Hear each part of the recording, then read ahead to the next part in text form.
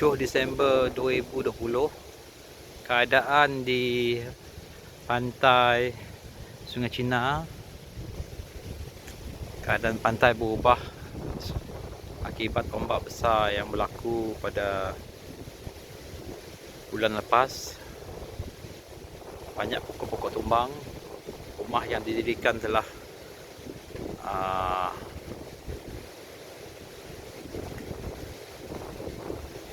terjejas disebabkan oleh arus gelombang yang kuat sampai ke pantai.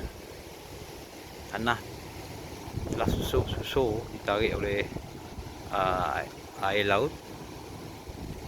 Pokok-pokok yang dulunya tumbuh telah tumbang.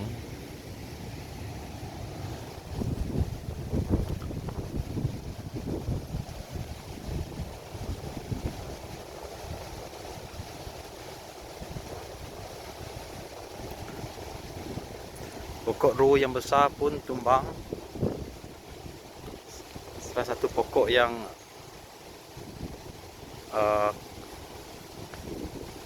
besar di tepi pantai pun dah tumbang. So maksudnya ombak memang kuat masa bulan lepas.